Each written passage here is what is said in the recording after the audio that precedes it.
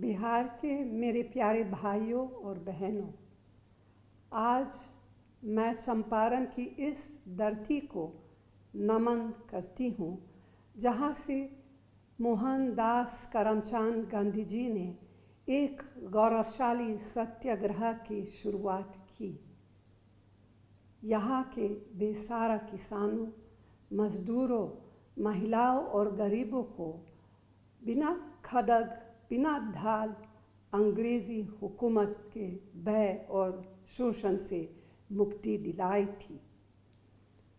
इसी चंपारण के सत्याग्रह से प्रभावित होकर गुरुदेव रवींद्रनाथ टैगोर ने उन्हें महात्मा की उपाधि दी थी और गांधी जी मानव से महामानव बनकर न सिर्फ भारत बल्कि विश्व का मार्गदर्शन करने लगे। बिहार की गरीबी और चिंताजनक दशा से दुखी होकर उन्होंने फ़कीर का जीवन अपनाया था। महिलाओं, गरीबों, दलितों को शिक्षित और सशक्त करने का बीड़ा उठाया था। इसके साथ ही गांधी जी की प्रतिमा अनावरण के इस पावन अवसर पर मैं सभी समुदायों और वर्गों के उन स्वतंत्रता सेनानियों को भी स्मरण और नमन कर रही हूँ जिन्होंने चंपारण आंदोलन में गांधी जी को अपना पूर्ण सहयोग और समर्थन दिया। आज मैं लाल बहादुर शास्त्री जी का नाम भी लेना चाहती हूँ क्योंकि आज हम उनका जन्म दिवस भी मना रहे हैं। जय जवान जय किसान उनका नारा हम सबको इस कठिन समय में पहले से ज़्यादा प्रेरणा देता है। कांग्रेस पार्टी के लिए तो महात्मा गांधी जी के विचार पार्टी की आत्मा है। उनके लिए प्रगति का अर्थ मनुष्य का समग्र विकास था। उनके लिए राष्ट्र के विकास का मतलब देश के सबसे गरीब व्यक्ति को उस विकास के एहसास से था, यह नहीं कि केवल चंद लोगों के विकास से। जैसे चंपारण में नील की खेती से कुछ लोग मालामाल हो रहे थे, लेकिन हज़ारों हजार किसान गरीबी और भूखमरी के शिकार हो रहे थे। गांधी जी के लिए यह घोर अन्याय और पाप था। इसी कारण कांग्रेस पार्टी की हर कार्य योजना देश की जनता को ध्यान में रखकर बनती है, न कि चंद लोगों के लिए। जब भी कांग्रेस गरीबों के उत्थान के लिए कार्य करती है तो कुछ शक्तियां अपने निजी स्वार्थ में उनके विरोध में खड़ी हो जाती है।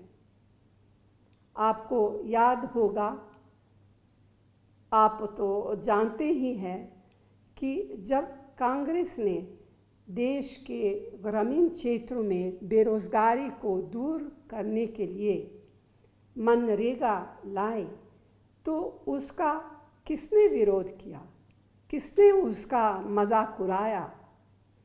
अगर आज मनरेगा जैसी योजना नहीं होती तो इस कोरोना महामारी के दौरान करोड़ों लोग भूखमरी के शिकार हो गए होते।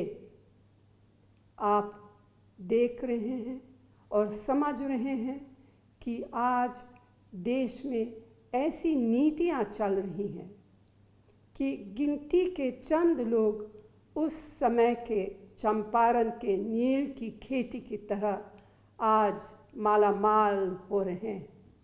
उनके लिए तो विकास की आंधी आ गई है, लेकिन दूसरी तरफ देश में करोड़ों युवाओं का रोज़गार छीना जा रहा है। लाखों लाख छोटे और कुटीर उद्योग बंद हो रहे हैं।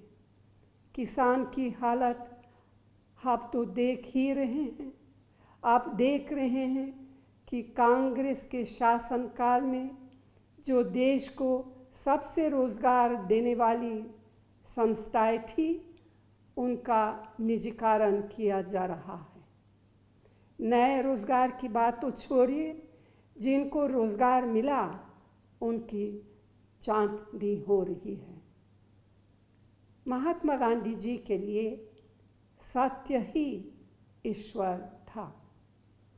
कांग्रेस पार्टी ने हर समय सत्य को अपनी कार्यशैली में अपनाया है।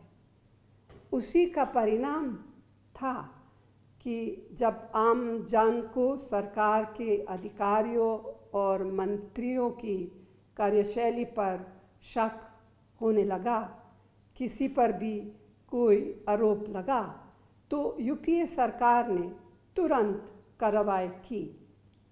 आज के समय इसका ठीक उल्टा हो रहा है। यही नहीं, सरकारों को पारदर्शी बनाने के लिए, भ्रष्टाचार से लड़ने के लिए सूचना का अधिकार जैसा इतिहास कानून हमारी यूपीए सरकार ने बनाया। भारत के हर नागरिक को यह अधिकार दिया कि आप किसी अधिकारी, मंत्री या कार्य योजना के बारे में कानूनी तौर पर जानकारी हासिल कर सकते। लेकिन आज भ्रष्टाचार से लड़ने वाले सूचना के अधिकार के कानून को इतना कमज़ोर किया कि आप सवाल पूछते जाओ मगर आपको जवाब कभी नहीं मिलेगा। जवाब क्यों नहीं मिलेगा, इसे आप सब खुद समझ सकते हैं। यही नहीं, यूपीए सरकार का चाहे वह रोज़गार से जुड़ा हो, स्वास्थ्य या शिक्षा से जुड़ा हो, किसानों से जुड़ा हो, खाद्य से जुड़ा हो, महिलाओं की सुरक्षा या सशक्तिकरण से जुड़ा हो, कामगारों, गरीबों से जुड़ा कानून हो, उन सभी कानूनों को मौजूदा मोदी सरकार ने इतना कमज़ोर कर दिया जिससे आम नागरिक के हितों पर प्रहार हुआ है, उनके अधिकारों को छीना है। महात्मा गांधी जी अहिंसा के पुजारी थे, मानवता के पुजारी थे। उनकी निगाह में कतार में खड़ा समाज का अंतिम व्यक्ति होता था, वंचित व्यक्ति होता था। वे सबको बराबरी की निगाह से देखते थे। आज कुछ लोग गांधी जी का नाम जोर शोर से तो लेते, लेकिन अपने कार्यों से उनके उसूलों और आदर्शों को चूर चूर कर दिया है। आप खुद देखिए, चारों तरफ हिंसा, चारों तरफ अराजकता, अत्याचार, दुराचार, जानबूझकर समाज में भेदभाव का माहौल बनाया जा रहा है। बेगुनाहों पर जुल्म किए जा रहे हैं। भाइयों और बहनों, बस अब बहुत हो गया है। मैं इतना कहना चाहती हूँ कि कुछ लोग भावना, भ्रम और भय का व्यापार करके सरकार चला रहे हैं। आप उन सब से सावधान रहें और सही निर्णय लें। इसके लिए गांधी जी के सत्य, अहिंसा और स्वराज के मार्ग पर चलते हुए हम सबको एकजुट होकर लड़ना होगा। यही महात्मा गांधी जी को सच्ची श्रद्धांजलि होगी।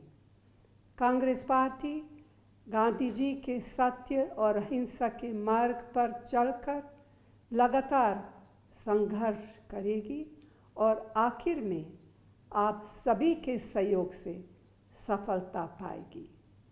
अंत में मैं बिहार की इस महान भूमि, भगवान बुद्ध, भगवान महावीर, गुरु गोविंद सिंह जी की जन्मभूमि और राष्ट्रपिता महात्मा गांधी की कर्मभूमि बिहार को नमन करते हुए आप सभी को अपनी शुभकामनाएं देती हूँ। धन्यवाद। जय हिंद।